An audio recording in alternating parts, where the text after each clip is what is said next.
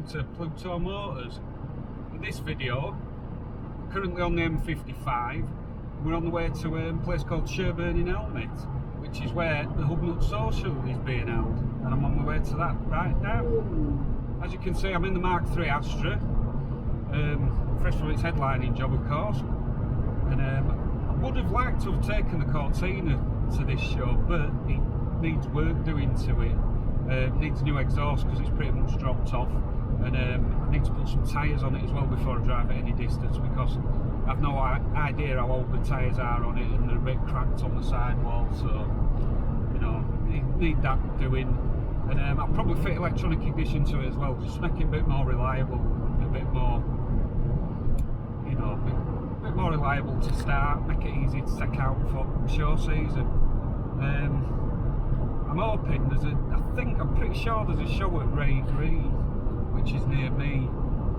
It's usually at the end of May when it's been on before. I'm hoping it's on this year, and that'll be the first show that I can take the Cortina out. So obviously I'm going to be taking it to Festival of the Unexceptional, which is in July. I've applied for the concourse at it. I'm still yet to wait, you know, yet to receive news if I've been successful or not. But even if I'm not in the concourse, I'll still be at the show. Hopefully I can park next to Tom Mitchell, who's taking his Cortina. If you've not checked his channel out, check it out on YouTube. He's bought a blue Mark III that he's currently in the process of sorting out. So hopefully I'll get to see some friends at the show. I know Mr. Ian Ferguson, he's going to be there, so I look forward to seeing him. I'm not sure what car he's bringing, so that'll be a surprise. I think Pete is meeting us there. I'm not sure. He's sent me a text saying he's running late and he'd meet me there. Whether he ends up there or not, I'm not sure. We'll see what happens with that. But anyway, I'm going to get off now, concentrating on the driving. It's not a very exciting drive down to it, it's mostly motorways. So I'll probably see you next at the show. So we've got a lot of sunbeam on the back of the trailer there. I wonder if that's going to the show. Yeah.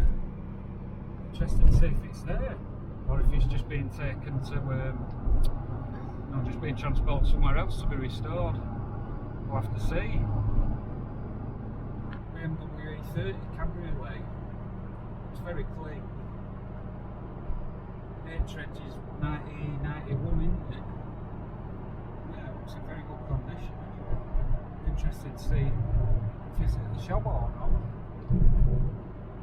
Look at it from the side. Yeah, it's really good, mate, that one.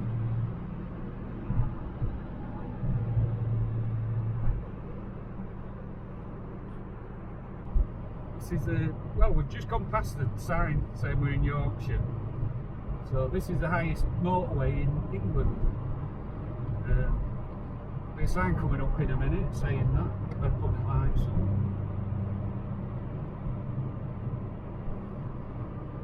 Yeah. There's also an interesting feature coming up soon, but I don't know if we'll actually get to film it because of this fog. We'll have to see if it clears before we get to that. But yeah, it's actually, well, I'll describe it first and then see if we can actually see it. But there's actually a farm in between the two carriageways of the motorway. When this motorway was being built back in the 1960s, obviously they knocked a few farms down that were here, you know, for the road to pass through. And one of the farm owners basically refused to sell his house. And his farmhouse and all, you know, didn't want to give up the land and the farmhouse, so they built the motorway around it. It's coming up from that direction soon, but yeah, I don't know if we'll actually get to see it because of this fog. It's a bit of a bummer. Although the fog's pretty cool, but yeah, doesn't help when you want to see stuff. It's coming up any moment now, isn't it? No.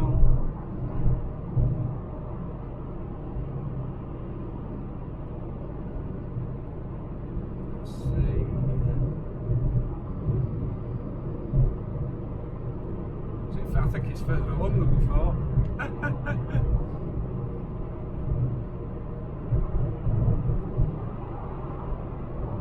It's clearing a bit, we might get to see it. I thought it was here, but...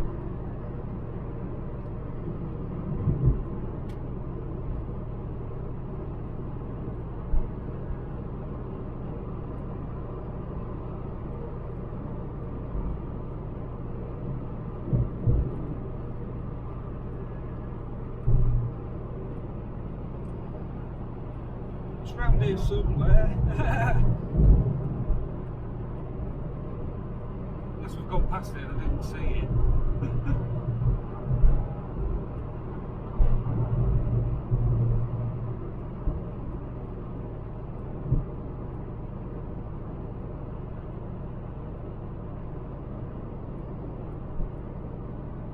Oh, there it is. There's a house in the middle of the motorway. Came up quick. Yeah, there it is. What took us so long?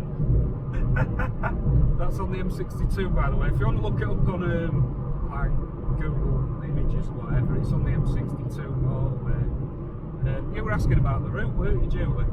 Yeah. Yeah, it's from Blackpool, so it's M55, M6, M61, M60. M62, A1, 911, Blue,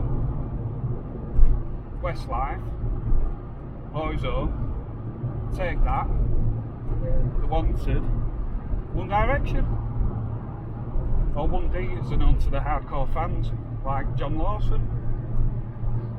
See you in a bit. Now we're coming up to the junction for Wakefield, which is where I'm from originally. So it's yeah, it's where the M1 and the M62 join each other. As you can see there, it says the sign M1, the south, Wakefield. But we're keeping on going because we want the junction for the A1. Speaking of Wakefield, I'll probably do a road trip video there at some point, show you where, you know, it's a place I came from originally. There's a car show at, well, there was before the pandemic, there's a car show at a place called Thorns Park, which is usually a pretty good one. And I might tie it in with the Thorns Park car show as well. Depends what happens in the meantime, obviously, but yeah. I'm doing a road trip to Wakefield at some point. Well, we're nearly at the motorist now in Sherburn. The sun's come out. Look at that, how good's that? See, I worked real hard, got good grades. Future's so bright, I've got to wear shades. But yeah, we're just approaching it now. It looks like there's quite a lot of cars there already if you look over that way. So I'll have to get my tickets ready on my phone. And yeah, see you next when I'm filming around the show itself. Right, so we've turned up at the HubNut Social now, and there's actually quite a lot of cars here already. It's about 25 to 11 at the minute. Yeah, the Astra made it, of course, because, you know, what a machine. But if you pan around here, you can just give an idea around how many sort of cars are there. There's quite a few. There's all this area here at the back, the field, and then there's all the area, like the hard car park at the front to walk around. But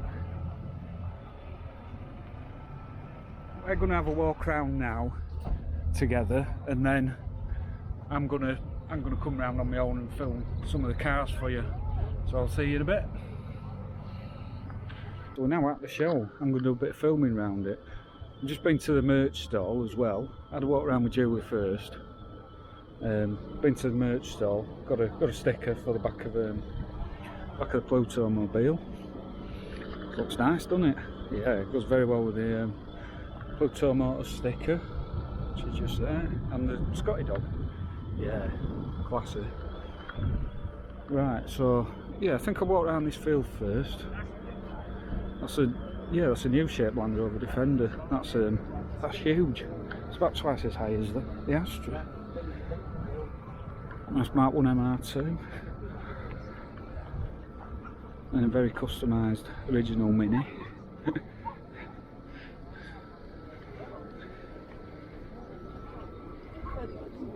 Yeah, that's quick. It's nice try and fit a convertible.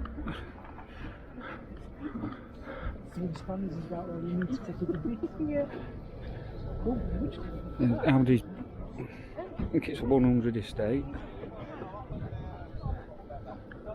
And this mobile home, which I think, I don't know what it is, I can't see the badge. I'd assume, is it Fiat? I don't know. We like kitten. And then this nice two-tone Vauxhall Viva. Yeah, I do like that. That's nice. The burgundy and the sort of off-white go together really well. That being a 1300 JLS model. So you get nice features such as cloth seats, door cabs that go all the way up to the top of the door. You know, very luxurious things in 1970s. And here's an interesting one, an Under Insight, one of the first sort of hybrid vehicles. See, this is more like how electric sort of hybrid vehicles should be done, because it's lightweight and it's very aerodynamic shape. So obviously you've got a lot of range out of your electric and petrol engine. I think you could get like over 100 miles per gallon from them. But yeah, quite an iconic car now. I don't see a lot of them about.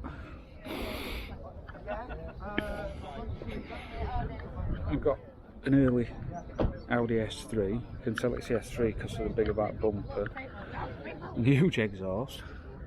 And quite a understated looking car, but they're very quick. And Mazda MX-5 there. I always say MX-5s at these kind of car shows, although, well, don't know, with it being HubNut sourcing, you can see anything. There's just such a variety of cars. It's pretty good actually. It's really good, you know, because then you get a Mazda 929 estate next to it, which, I mean, when did anybody ever see one of these on the road? You know, this sort of stuff you only ever see at car shows. Citroen 2CV6 Special, that's a nice one because it's got nice red and black, well, black seats with red piping in the interior, goes with outside the car. MGB. And then there's this, which wasn't actually called an Allegro, but it's a Van den Pla 1500. So it's an Allegro with a posh interior. Yeah, I do like these actually. Well, I think it's one of them, it looks so ridiculous with that Rolls Royce style grille that it's kind of cool. There's a new Beetle, 2001 Toyota Corolla, Jaguar XF.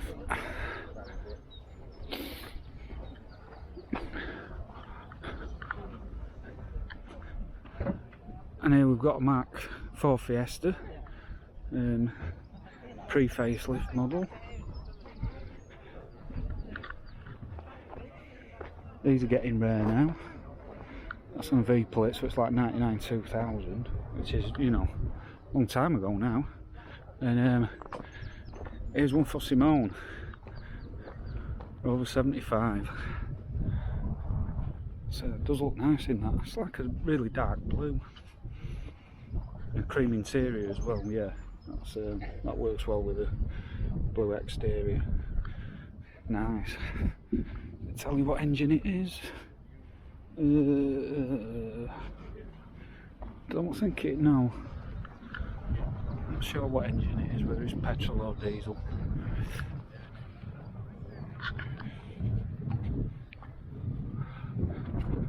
Oh, whoa! Here's one of my favourites. Oh. Nearly slipped then, it's still a bit muddy actually, it's a nice day but it's still muddy patches on this field.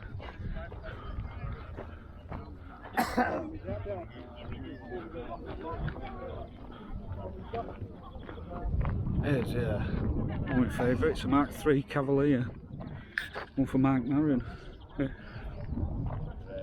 This is in that nice shade of dark green that the 90s Vauxhalls came in. I had a Mark III Astra Estate in this colour. Looks really good. Yeah. Yeah. Well, a lot of them were taxis as well.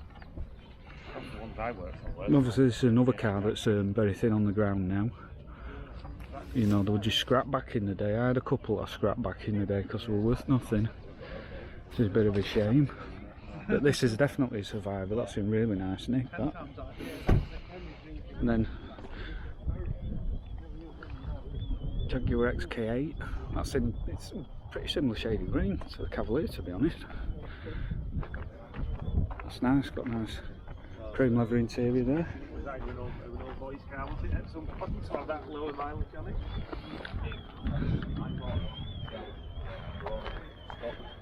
A couple more modern cars, we're not interested in those, but we're interested in this. Mark III Escort XR3 in I think colour might have been Titan Blue. It's a late one anyway, being on a B plate. But yeah, worth a lot of money now. The XR3s, 3 eyes. I always thought this was the only car that those wheels suited. And I've seen them fitted to any other Fords.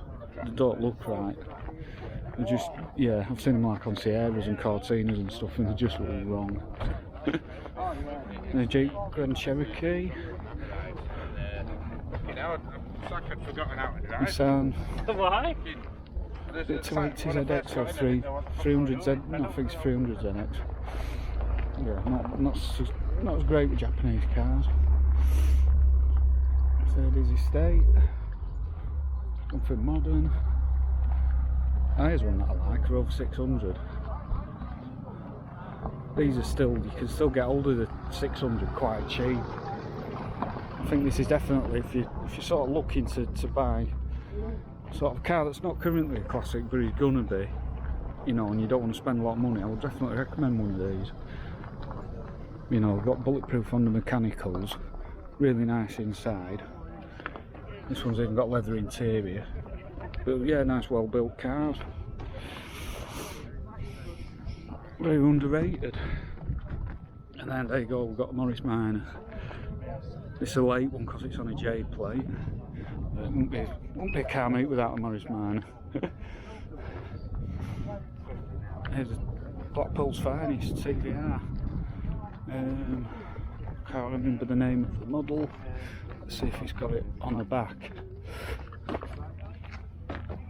No, it hasn't, so I'm not sure what the model's called, but if you look, it's got Mark IV Escort rear light clusters, and you can see all the parts been engineering on the inside. You can probably identify the various cars that the stuff like the door handles, the switch gear, the column stalks are taken from. And yeah, one for Mr. Richard Valentini, Fiat Panda. It's a bit newer than this. There's a Citroen 2CV Dolly, I think that one's called. Is that a Dolly edition? Or was it Charleston? So it's called the Charleston edition, I can't remember. So and then so another British classic there, Land Crab. It's a Morris 1800 version. And then over there some more cars, some bikes, and then there's another section right over there by the cafe and stuff, where Ian's got his merchandise stand with more cars on it. But I'll wrap this one up for now here, and I'll do some more filming in a while. See you in a bit. Right, so here we are at the front of the Motorist, which is the entrance to the show. As you can see, there's a car coming in, and it's been expanded since last time I was here. They've built like a new cafe on it. This building here looks very nice as well. Nice timber framed building. Looks really good. Might have to go in and get a coffee in a bit. I feel a bit tired. I didn't have best night's sleep last night. But anyway, I'll still walk around the show and provide you with great content for Pluto Motors because I'm such a great guy. Anyway, here we go, one for Pete here. Bit of American metal. All I know is it's a pickup truck and it's made by Chevrolet. It's got an interesting paint finish as well. It does look pretty good actually, it suits it, yeah. And then here we go, we've got, it says Marauder on the side. Which company makes it, I don't know. Like I said, my American car knowledge is not good. No, it's a Mercury. No, is it Mercury Montclair? It says Marauder on it as well. Don't know any Americans. A man called X or Captain Jack could enlighten me. Some toy cars there. There's a celebrity spot. There's Bez out of the Happy Mondays. And then this big boat. I think this is the one that the B-52 sang about in Love Shack. Jumping with Chrysler. It's as big as a whale and it's about to set sail. That's massive. It doesn't, like, that's a regular UK parking spot and that's how much further it sticks out. Pretty insane. Here's another one, a Chevrolet. Not sure on the model again. Does it tell you on the side? That's an Impala. Look at the size of the fins on this thing. Look at them and them tail lights. Unbelievable, Jeff. Yeah, they didn't have much thought about. Look at this as well. Yeah, they didn't have much thought of pedestrian safety back in the day. Yeah, you get impaled on it. They could have called it an Impala, not an Impala. Yeah. There's HubNut merch stand where I bought some stickers for my cars from. Show me support of the channel.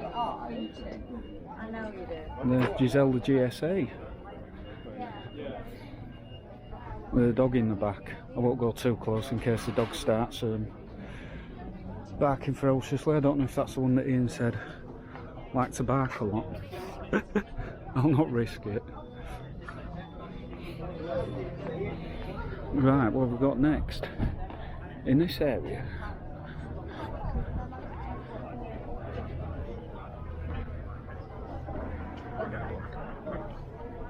Oh, we've got Mark 3 Golf GTI there. That's in that nice shade of green that used to come in with the red detailing. That's nice. And then there's one you notice if you watch HubNut's channel. The Elmet. Is it an early one like he's got, or the later model where they move the... No, it's a later model because they move the number plate into the bumper. Oh, this is Julie's favourite car, she said, so far.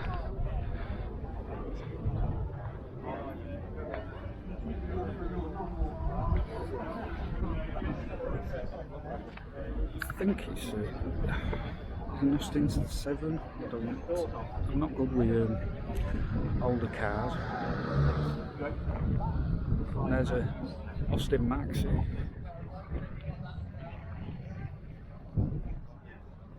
I think that's a very late, on a V plate, I think it's a very late chrome bumper models. I'm pretty sure V were the reds that they swapped over to the Maxi 2 with a plastic, or painted, black painted metal bumpers.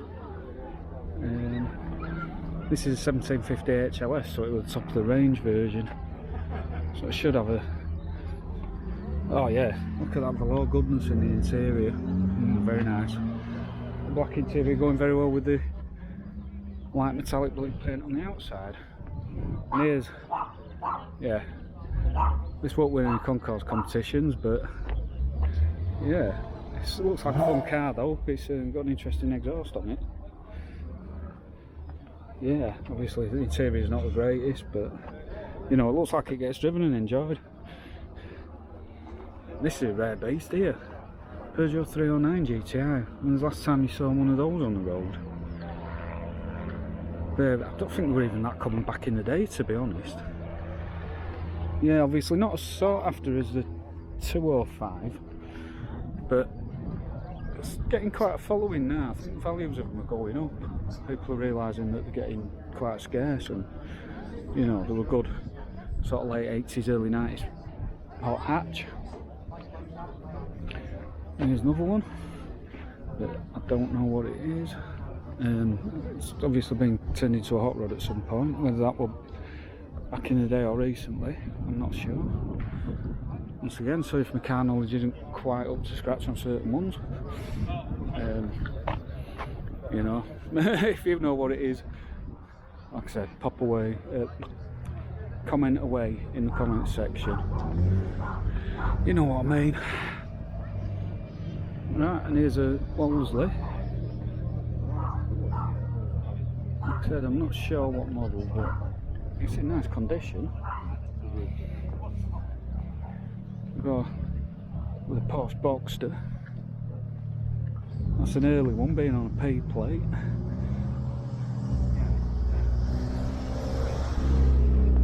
It's in really good condition. Toyota Hybrid, no, not interested in that. It's a nice Volvo Cabriolet, the V70. And here we've got a Reliant, is it a Regal? Can't remember, was a Regal like the van version that Del Boy drove? No, this is Regal as well. Regal 21E700. I'm assuming the 700 stands for 700cc of the engine. We've got 525 BMW. I can't remember what series it's called. The E23. I think I'm never that good at remembering the BMW series numbers. Obviously, it's a 5 series that were made during the 80s. That was in really nice condition. And there's a Rover Vitesse. Well, this is the one that were at the NEC. Looks similar to it. And here we've got, it's quite interesting, you don't see these anymore. These have all but disappeared from the roads now. The Mark 1 Renault Megane Coupe. I always thought these were a hatchback. This is probably actually the car that looks most like it should be a hatchback. You look at that, you think, yeah, the glass and everything lifts up. It's even got a rear wiper on it. But no, only that bit there opens up. So it is actually a coupe, but I never realised until I saw this parked up at last year's HubNut social with the boot up. And then, yeah, it surprised me that the glass didn't go up with it as well. So I think that could, maybe that could beat the Audi Quattro as a car that looks like a hatchback but isn't a hatchback. Yeah, I think so. Volvo S60, it's 2003, so it's nearly 20 years old now, but it still looks very modern.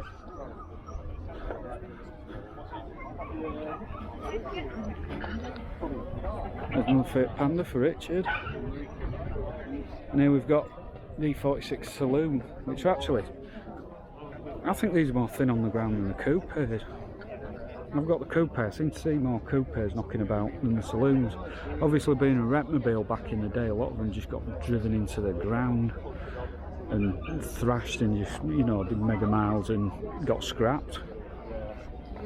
So you don't see that many anymore. What I've got here? Same thing happened to me the other day. We're talking to someone. Another Chevrolet pickup. That looks nice in that two-tone colour scheme.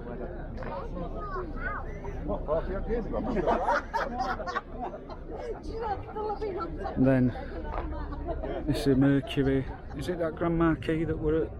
I think it's the same one that were at the last year's social. I think they live quite local to here. Leyland see if he's here. E46 Cabriolet. It's obviously its facelift model. It's got the latest style light clusters and slightly different bonnet. Rear end slightly different as well. Now this could be another one that you could say is like approaching classic status. Don't laugh, but obviously that's on a Y plate. That's 2001. That's 21 years old. You know, and they originally came out on the X plate back in the day, and now it's one of them cars you notice they're getting rarer. You know, you don't see so many of them. You see them absolutely everywhere, and they're starting to get a bit less of a common sight now, as the old shape Mondeos did, and then the Sierras did before that, and then before that with the Cortina disappearing off the road. Aston Martin there. Obviously, the Featherstone Rovers fan. There's got a VRS. I quite like that sort of military grey colour on it. It suits that car's shape, I think, yeah. Yeah, I like that. And there's Mark 1 Focus. Another car that's starting to disappear off roads. And then Citroen Berlingo. That's on a white plate, so that's 21 years old now. Oh, and oh, look, here we go. Simone's going to be dribbling. Look at this Rover 75, it's mint. So what is it? Rover 75 CDT Club. And it's on a W plate. That's really nice, is that? I do like it in that colour, yeah. Well, the 75's a car I would like to own. I was sort of polarised opinion with its styling, because some people thought like the retro styling wasn't nice. Should be people like me, you know. I always thought it looked really good, but then some people say it looked like an old man's car. But yeah, they were a bit Marmite, but I were in the like it camp. And there you can see it parked next to a later model 75. You can see the differences between the facelifted version. There, I always prefer the pre-facelift version. But they're both nice cars. And Mark 4 Mondeo. Some other modern thing, but this is far more interesting. Bike sounds nice.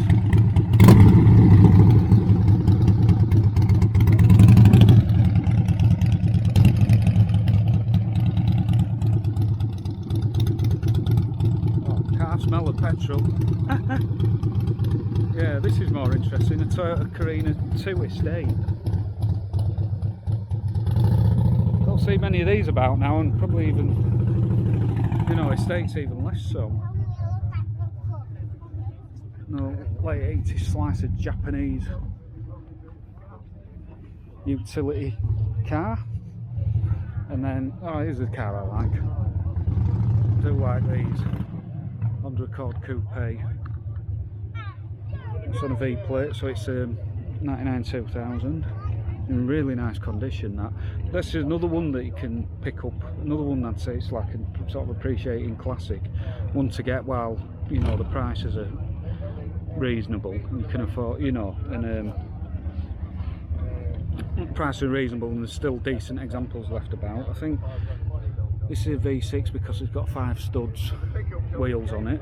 But yeah, really nice looking coupe, but really nice interior as well. The late 90s, early 2000 Hondas, you know, they did get the interiors spot on. I haven't had breakfast. But yeah, and I like the rear lights on it as well. Very nice.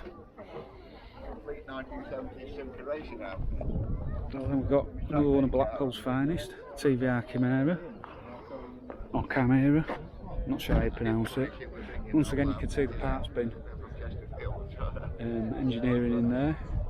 The ashtrays on the doors are from, I think, Mark 3-4 Escort.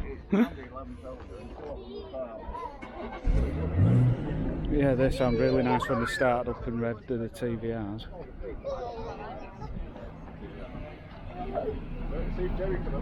And then there's this, which is, it says Simca Racing Team on the bonnet, so I'm assuming it's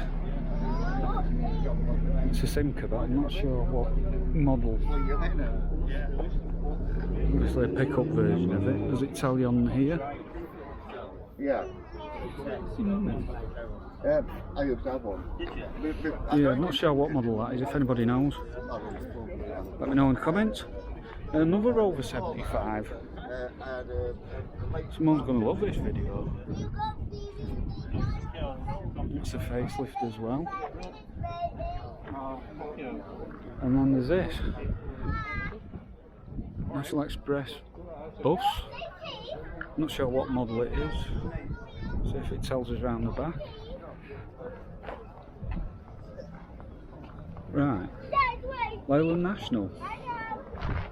On an end plate, so that's 74.75. But yeah, this has been like a sort of luxury mode of transport back in the day, maybe.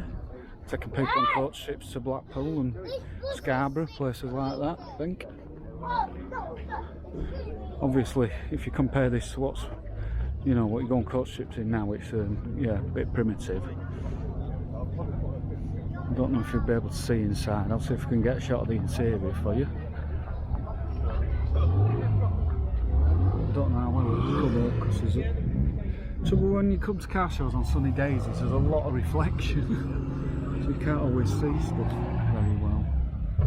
So yeah, I don't know if that picked it up well at all. This is a bonus bit of the video. I've just spoken to the owner of the Leyland National bus and he's let me film inside. So this is what luxury travel looked like in the 1970s. See, look, there's nice, you know, comfy velour seats. Big bench seat round there. You've got like kitchen area here with those, oh look at those 70s style crystal top taps. Oh lovely. Yeah, nice. And obviously carpet on all the surfaces because it was 70s and carpet was a luxury item at the time. There's seats at the back with a table in the middle and is that a big ashtray? Yeah, it is. Big ashtray because everybody used to smoke back then.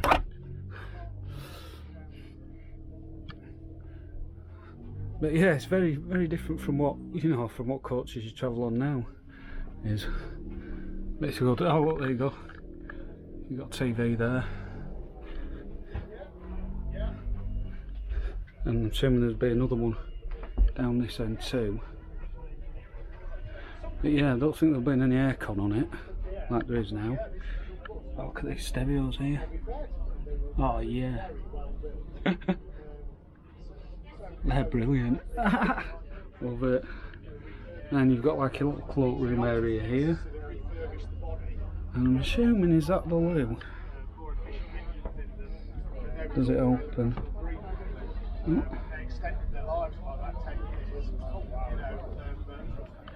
So that's where the toilet would be. Obviously it's used for storage now. But that'd have been luxury back in the day, having a toilet that you could, you know, not having to stop at the services to go to the loo. Let's get some more cars in. So we've got this which he says Datsun 1200. And it's a Bluebird. This must be a really early one, this. Maybe the first incarnation. I don't know. I said I'm not good with older Japanese cars. No, this one is though. This is a 1980s Nissan Sunny, another car that used to be absolutely everywhere back in the day, and then seemed to disappear. Obviously, you know, values of them get down. People don't always maintain them as they should, and end up getting scrapped, unfortunately. And here we've got 1990s Mustang.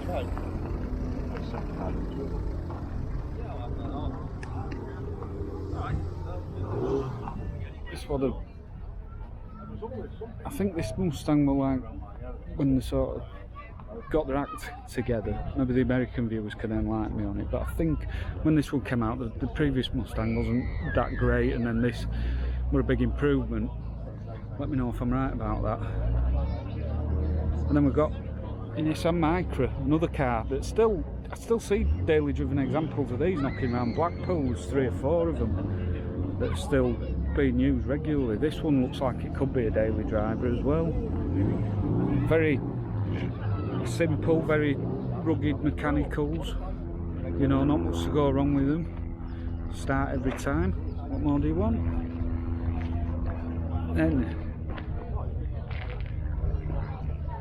here's a, what's this? An MG. It's an MG ZS, is it? ZS, I think. Yeah. Alright, it's an MG ZS. That one's in really nice condition, considering it's 18 years old. I always thought the MG versions of these cars were really nice. They were actually, you know, supposed to be nice to drive as well. I've never driven one, it'd be interesting to drive one. I'd like to one day. Then we've got a Honda, which I think it looks like an Accord. Soon find out when I walk round the back. Look at the, yeah, it's an Accord. 2 litre 16 valve. Yeah, very nice is that. Like how these old Japanese cars back in the day used to have stickers on advertising the features. You know, programmed fuel injection, DOHC. But back in the 80s, that was quite a big deal. As we're having this stunning velour interior. Look at that. Love the pattern on the seats. I hope the camera can pick it up. Yeah, that's nice. Right, and we've got all the motorbikes revving up now. Well, they're going to be setting off soon. See if they are. See if I can get them going past us.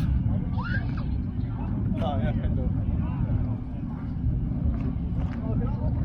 Oh, that's Fiat 500 that's coming past.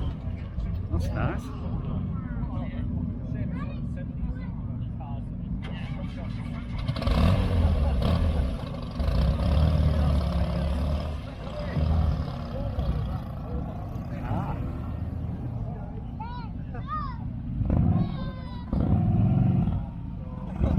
It's a Cento driving in there. That's another car that's quite rare now.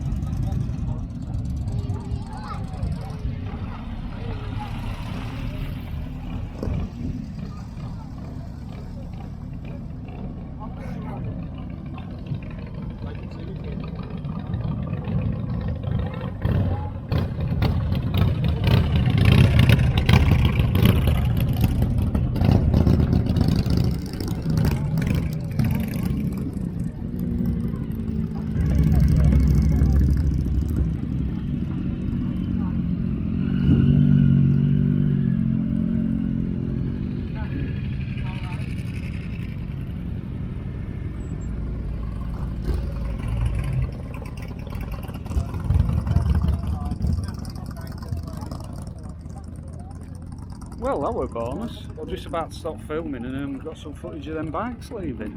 That's good. It's a good note to end it on. Although I'll focus on this nice A30 Cabriolet as well. Is it an M3? I didn't know if did they do an M3 version? I thought the M3 had like the box wheel arches. I don't know. They just put, is it just an M Sport version of it? It could be that anyway. It's nice, whatever it is. Obviously got nice seats with the, you know, the M stripes on them. Yeah, very nice. Right, so I'll wrap up this section on that. Hopefully Pete will be here soon. He's supposed to be turning up today. He said he was running a bit late, but he said he was coming down in Bramble. So, might do a bit more filming when he turns up. I'll see you in a bit. I'm going to film the rest of the cars on this hard stand in here. I thought I'd start off with this one. What a beauty this is. An E21 Alpina. I mean, this was worth a fortune now, if it's a genuine one, which looks like it is. It's a C1 2.3. But yeah, obviously Alpina, like a sort of a with like a coach builder that got their hands on the BMW models and made like their own bespoke versions of them that were sold in limited numbers. This is one of the earlier ones. But yeah, obviously instead of the BMW badges, we've just got Alpina badges on them. Obviously based on the BMW car. That's a really nice one, but that's right on drive as well, so that'll be worth a fortune. There's a later Audi S3 there. There's another 75. Should be called a Rover 75 show, this. This is a pre-facelift estate. Then there's a Smart Roadster. Quite a dinky little thing compared to the Rover. And then there's this, yeah, it looks like a JDM car, I'm not sure what it is. See if it tells you around the back. Oh. A Suzuki Works. Yeah, never seen one of them before. There's that Fit 500 that we saw earlier. Driving in, obviously it's got such a big engine that you can't shut the engine lid. I'll get you a better view of that. There you go, in the bath. That's really nice. And then obviously everybody knows what car this is. It's the lovely Steph's from our Driver Classic. The Garage Fine Proton that she purchased to use as a daily driver. So looking really nice condition there. We've got an MGF. We've got these, another car that's virtually disappeared due to rust, boy racers, etc. A Vauxhall Nova. This one actually looks fairly standard. I'm thinking it's some sort of special edition maybe because it's got these stripy seats. And it's got that sort of sports steering wheel. What model is it? Does it tell you? No clues on the back. Yeah, and it's got them funky 3-spoke alloys that really suit the Nova shape, or the Corsa A as it's called in Europe. And a little Citroen AX there. Another one's really common car that's, you know, you don't see anymore. That's a 5-door, this is a 3-door version of the same car. That's a later one, you can tell the front end's slightly different. The older one, it's got 2 slack grille and the Citroen badges on the right. And the later ones, it's like just a single piece above the bumper, and the chevrons are in the centre. Yeah, I'll keep me out. I'll keep right. VW Scirocco there. One of those huge Mercedes that I can never remember the model number of. Let's take a trip around the back to see if it's got any clues there. I think it's just the same one that Matt from Furious Driving's trying to restore. That's a 300D. I think is it W123 or something? I don't know, I'm not good with model names on these. But I think Matt from Furious Driving's got one the same shape as that. And then BMW Z3 there, in quite glary green metallic shade, but actually suits the car really well. Anything else interesting over this way?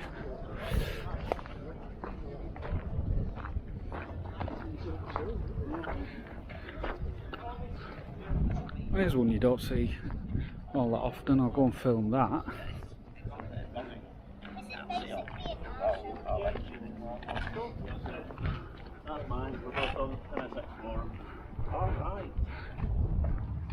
Yeah, there we go, a Honda NSX.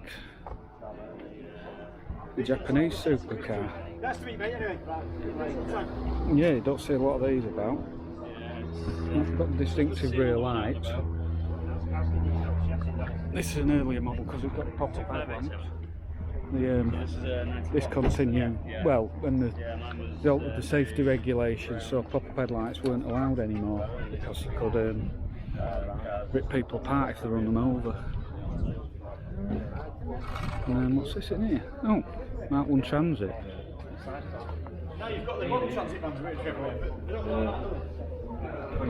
Oh, that's better. I can actually see the screen now. This was one that motorists use for promotion. It's in really nice condition. They were dominated by the Transit. Yeah, they were. That was the van, wasn't it? On the Leyland Sherburn. Yeah. Right. So I think I'll... I said, hands off.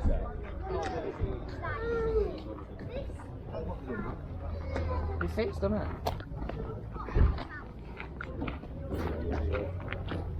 So we'll round this section off with this row of cars, and then I'm going to go and eat some dinner because I'm getting a bit peckish. And look up what we've got here. Another Rover 75. This was called the Black Pearl. Obviously a fan of Pirates of the Caribbean. This one's nice anyway, yeah, I like the black and the beige leather with a black piping in the interior. That's really classy looking. Yeah. Yeah, it's a good job I like Rover 75s because there's a lot here. There's Jaguar XF, a couple of MX-5 or the Unos Roadster as it was also known. And we've got a Chevrolet Matiz. This is the later version of it when they stopped being badged as Deus. And then they moved the number plate back onto the boot lid as well. There's a Honda Civic. And then there's a Sunbeam here. I'm not sure what model it is, but it's quite a nice looking thing. Once again, my older cars knowledge isn't great. But I think that looks nice. Really nice. Paint that's gleaming in the sun. The gleam off the chrome. Sorry if my filming's not the best today. It's very hard to see the viewfinder on the camera. You know, the screen on the back. Because it's that bright. Sometimes cloudy days better for filming a car show, I think. The tram Spitfire. And obviously we've got dead good access to engine because the hinged front end just hinges up and lifts out of the way. And I've got an 80s classic here, although this one was registered in the 90s, but started making them in the 80s. Peugeot 205 GTI. What engine's this? This is a 1.6. Yeah, it's obviously got period modifications, you know, the Compromotive Autosport alloys that were common for these 205s to have those fitted. And then here's another period modification on the back. Well, two actually. There's a big 6x9 speakers in the parcel shelf. And the red panel on the back. And blazing with Peugeot 205 GTI. So everybody knew what you were driving as you passed them. As you had a hot hatch. And they didn't. Right. That's a good time to finish it on. I'm going to go and have some dinner now. Maybe get a coffee. I don't know, I'll see how much they are. I might have to remortgage my house for one. So I'll see you later. Right, so we're back on the field at the back where my car's parked. Or Julie's car's parked, sorry. Get in trouble for saying it's my car. And then this is the, yeah, you recognise this. This is the E30 we were driving down the motorway at the same time as us. And yeah, you can see it is in really nice nick. It's a 320i model, so it's a six cylinder. That's good. Then we've got a Celica there, turbo as well, 4-wheel drive. Still been a bit of a machine back in the day, so you can tell it's a turbo because of the like scoop in the bonnet. That was fairly standard as well, which will be quite rare. And then we've got another Fiat Panda from Mr. Richard Valentini, but this is the 100 horsepower version. So this is the quick one. Yeah, I bet Richard like one of them. So what else we got here? Let's have a look. We've got an early Mark 1 Audi TT there. Not sure what year it is because of private plate on it. And then this thing here. What is this? It's some sort of three-wheeler. Never seen one of these before. It's made by a company called Grinnell.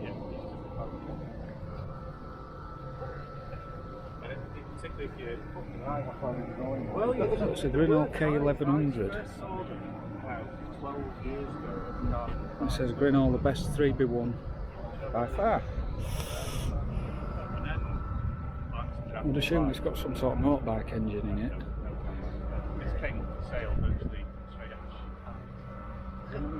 Yeah, very unusual vehicle. Never seen one before.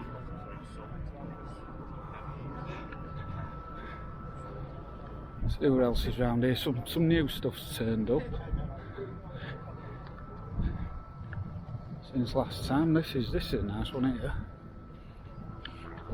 Under, was it a Concerto? The same one as the R8 Rover, isn't it? I think it was a Concerto. Yeah, and a Concerto.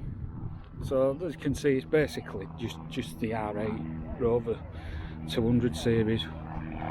You know, the bodywork's pretty much identical.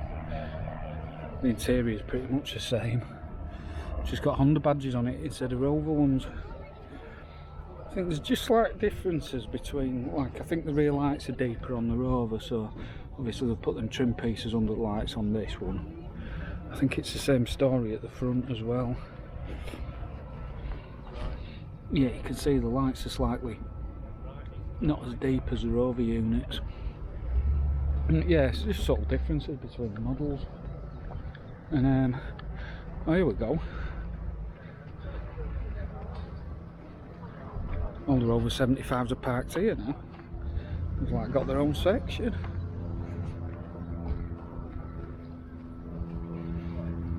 They're two. I don't know if I filmed these before but yeah, all the Rover 75 ones have decided to go rogue and park up in their own section.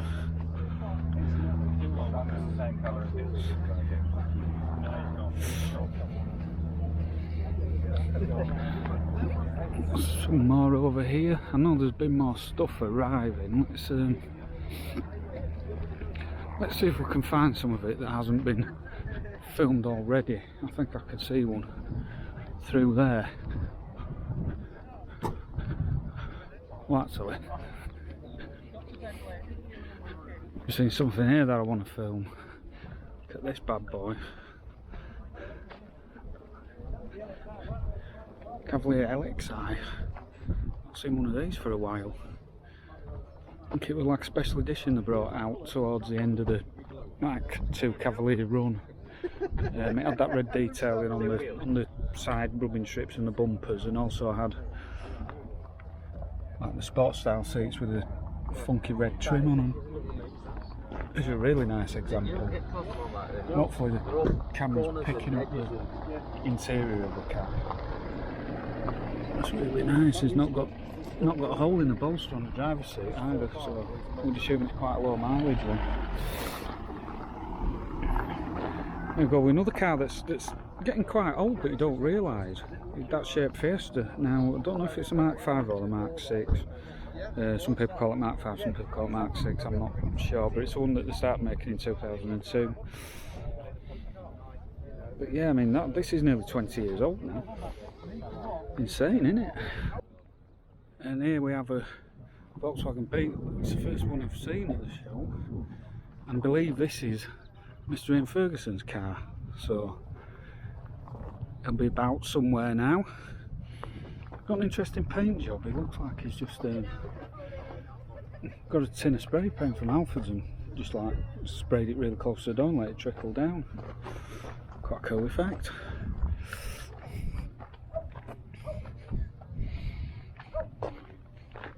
It's obviously one of the users, which is good. I like this one parked next to it, Vauxhall Monaro, which was actually, it's an Australian car, it's a rebadged Holden Monaro. I think it's a V8 engine, I think it's 5.7 maybe, I'm not totally sure, but it definitely is a V8. I knew that anyway, I'm not just saying that because it would, you know, there's a badge on the side saying V8. But yeah, really nice cars then. Really like the coupe shape of them. And then here we've got a Fiat Seicento that drove past all filming earlier on. These are a rare sight now. I'm assuming this is maybe a special edition because it's got the orange trim on it. I think it's, yeah, it looks like it's got orange seats as well, so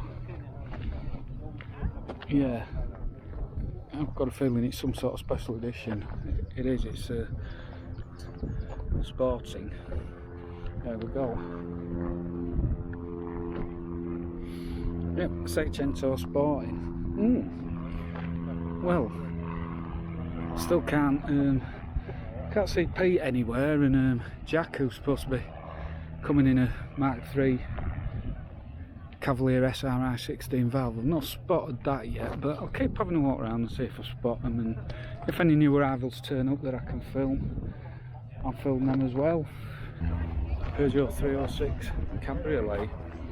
Pretty sure this was designed by Pininfarina. Yeah, and there's a badge on the... There's a badge there proving it. This one's nice because it's got a lovely red leather interior. It's really nice. Yeah, quite. I think this is one of the better looking cabriolets of the 1990s. Obviously Pininfarina, you know, being style house that designed Ferraris and the Hyundai Matrix. Bit of a strange one, but yeah, they did a nice job on the 306 Cabriolet. And then this is a Mercedes CE. What engine size is it? 230, so it's one of the smaller engine ones. They've still got the same great looks. I love these wheels on these shaped Mercs. I think that's one of the best wheel designs around. Really suits this car. And there's over 220 Tomcat Coupe. Obviously, if you watch Furious Driving, you'll recognise that model of car. There's oh, look at this one. This is another one. Fiat Renault Twingo even. I don't know where I got Fiat from. Yeah, this will have been imported from abroad because they never actually sold it in this country. Didn't actually make them in right hand drive, as you can see. Steering wheels on the left, which is the wrong side. Don't all you Americans say that it's the right side, it's not.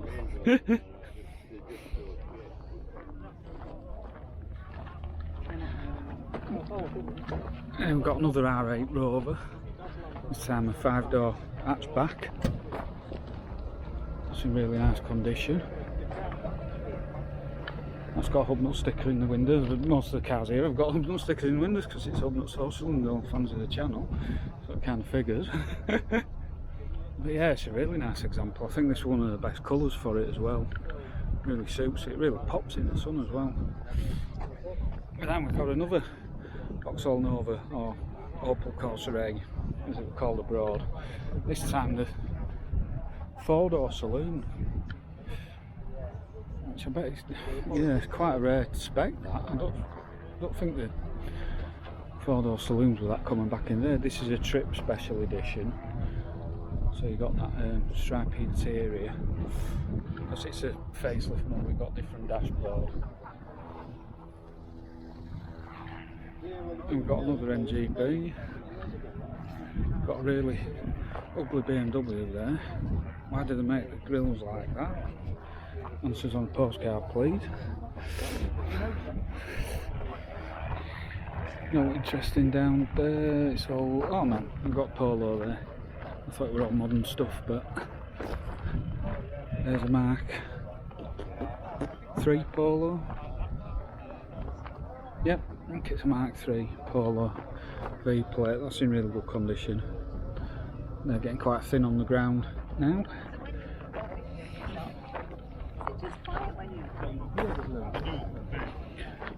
So I'm looking for a Mark III Cavalier SRI 16 valve that one of the members on my Facebook group said he was turning up in. But I haven't spotted it yet. It might be up this end somewhere because this is where all the sort of later arrivals are parking up.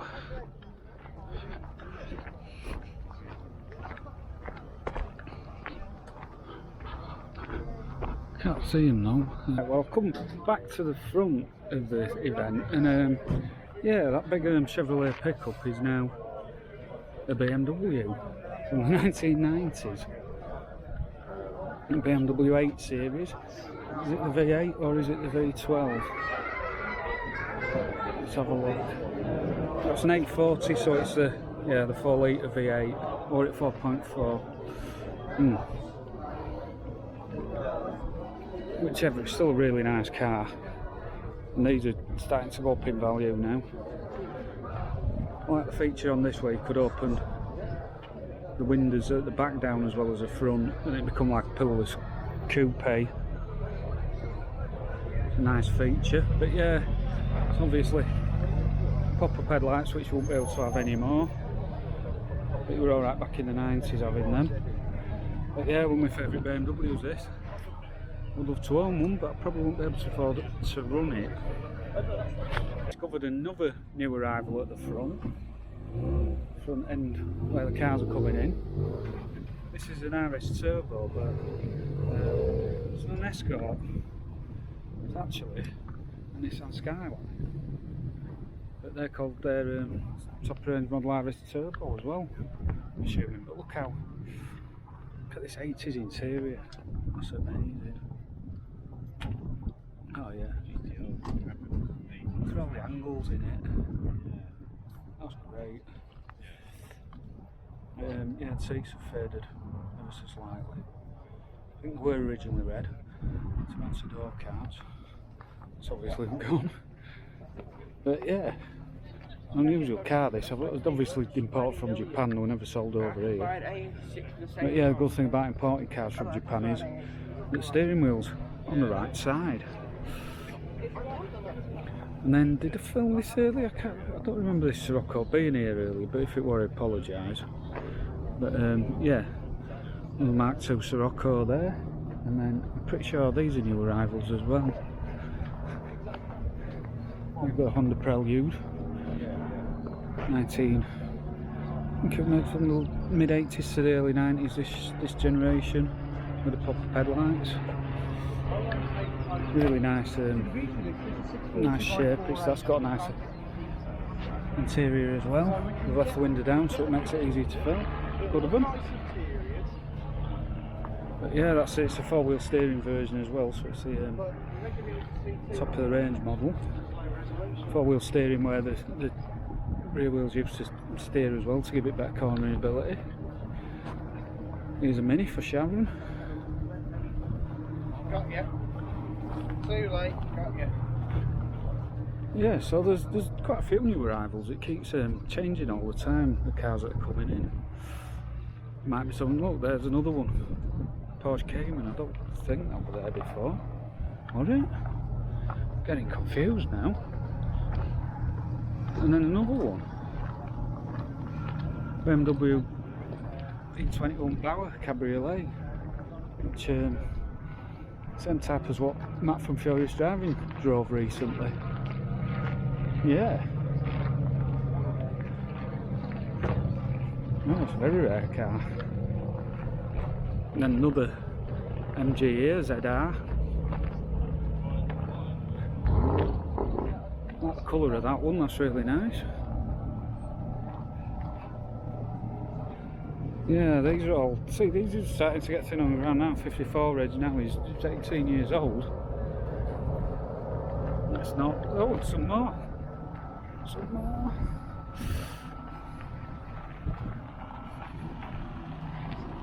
We got more. We got. I know this is fairly new car, but I do like these. Alfa Romeo Giulia. I've not seen that many on the road actually, considering it's the guy can go into a showroom and buy a new version of. You don't seem to see a lot of them.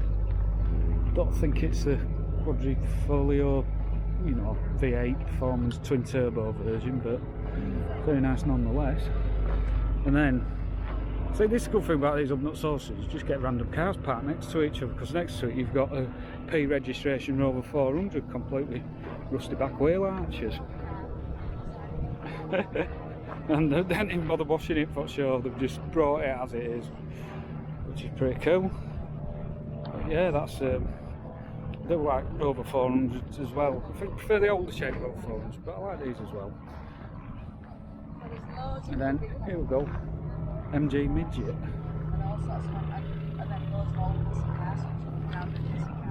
So that's obviously, you can tell it's a older midget because it's got the square wheel arches. The later 70s ones had the round wheel arches at the back. But yeah, still no sign of Bramble or the Cavalier SRI 16 valve. I'm on the lookout for them, but yeah, I've not spotted them so far. But yeah, if I see them, I shall yeah, see how they're doing. A couple of other new arrivals here. There's this Citroen van that looks like it's been hand painted with a brush, or it's, well, probably one of them little rollers I think, just to try and like improve the paintwork on it. It'll probably be like faded white or red or something.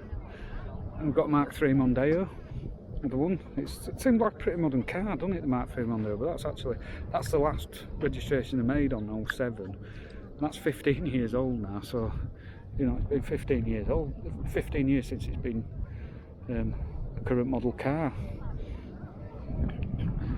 And this is quite interesting. I don't think I've seen one of these before. It's a Skoda.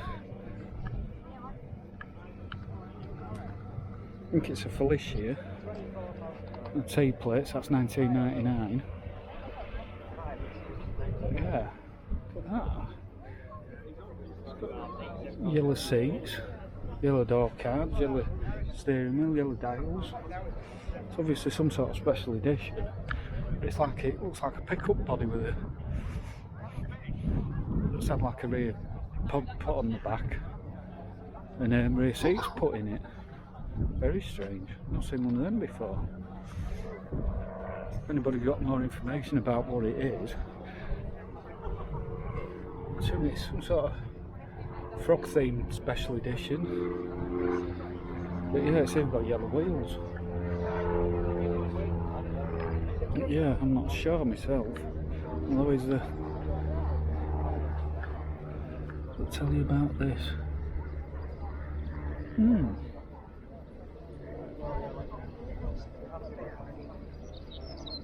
Felicia Fun it's called.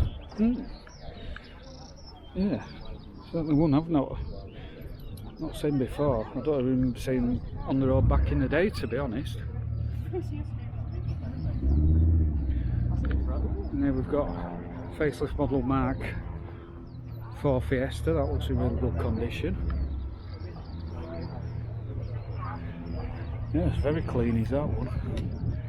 Probably low mileage as well. The Z-Tech model, W Reg is 2000.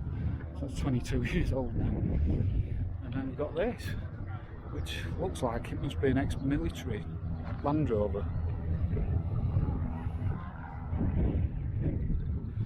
I'm not sure if this is actually a vehicle that, an ex-military vehicle that they bought, or whether they've just made one look like a military vehicle. The owner's chatting away to somebody, so I can't ask. But yeah, there's new cars arriving. Cars going, new ones arriving. Look, there's another new arrival.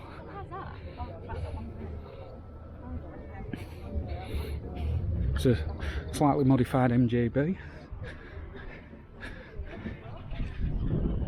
Yeah, I've not filmed this before, so this is a new arrival at the show. Yeah.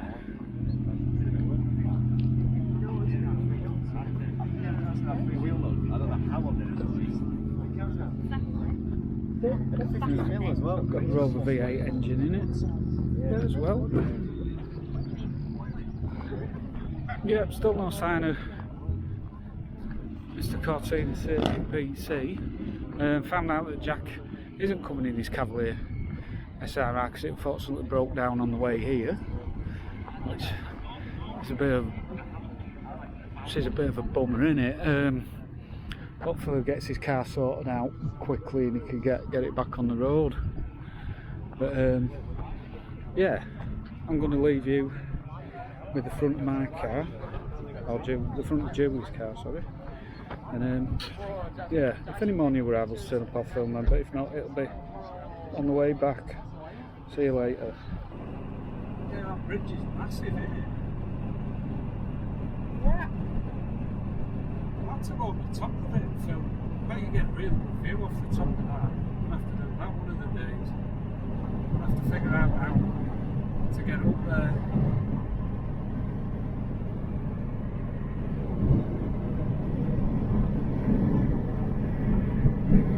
Birch services on the way back. I stopped off for a comfort break.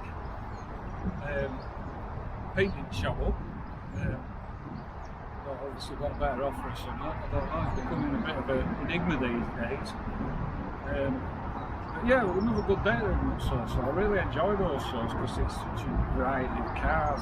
We've got, you know, stuff like Bentley's Panics, the Rover 400, you know, stuff like that. It's just so diverse. It's a great day out. I would recommend going to it. You know, there's one that's not too far from where you live. You know, if some of the people think, well, because from Sherburn and Elmet it's too far to drive. He is doing other ones in different parts of the country. So anyway, it's time for me to go back to Blackpool now and share a bottle of wine with Julie. So, so I will see you all later. Hope you enjoyed the video. See you in a bit.